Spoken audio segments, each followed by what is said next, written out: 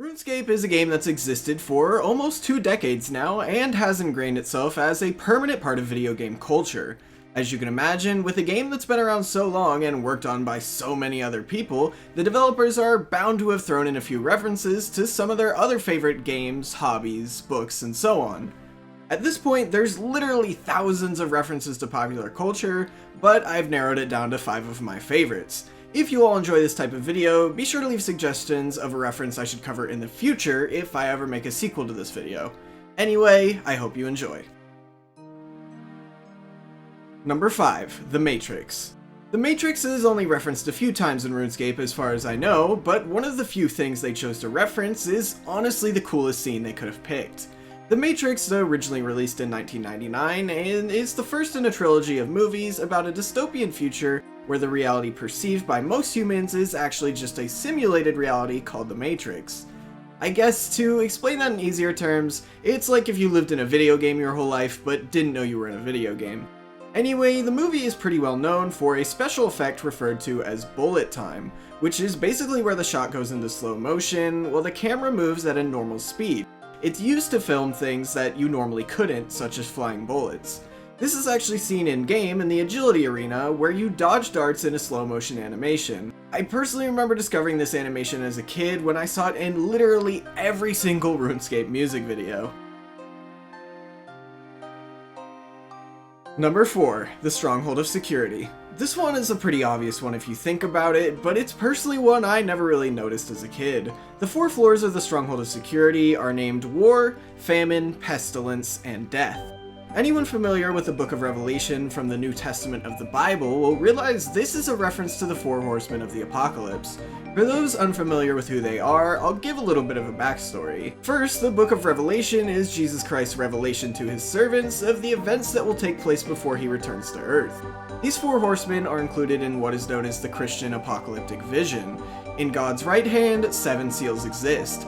Jesus Christ opens 4 of these 7 seals, summoning 4 beings that ride on white, red, black, and pale horses. These 4 horsemen of war, famine, pestilence, and death are said to be the bringers of the Last Judgment, which is when God will make a final and eternal judgment of every human and glorify and punish each accordingly. That is just a basic overview. I could probably go more in-depth, but I honestly don't think I'm qualified enough to explain it all. Anyway, the floors of the Stronghold reflect each of these themes. For example, the last floor, Death, is filled entirely with creatures like skeletons, ghosts, ankus, and so on. Another floor that's a really good example of this is Famine, which has things like zombies and flesh crawlers. It's crazy to think that I spent all these years training down there and didn't even realize it was just one big reference. Not to mention, it's referencing something that is 2,000 years old. Number 3. Valve.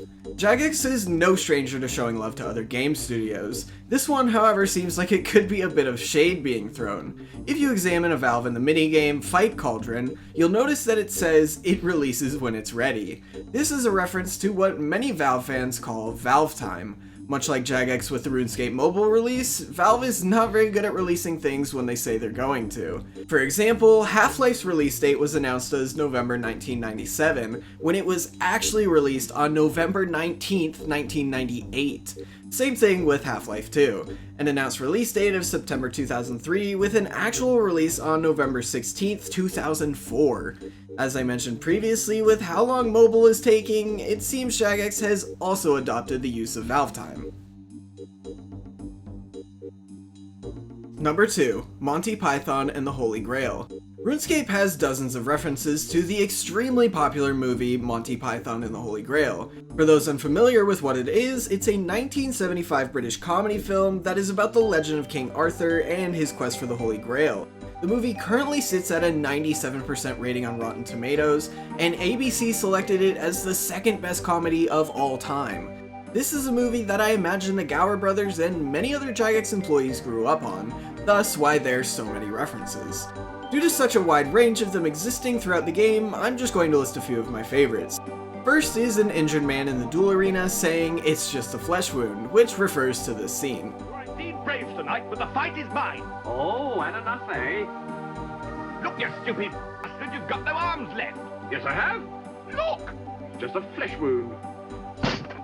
Look, stop that? Chicken! Chicken! Look, I'll have your leg. Another reference that more of you will be familiar with is the dancing knights in the party room, as during the Camelot song in the movie, knights get up on tables and start dancing. On second thoughts, let's not go to Camelot. It is a silly place.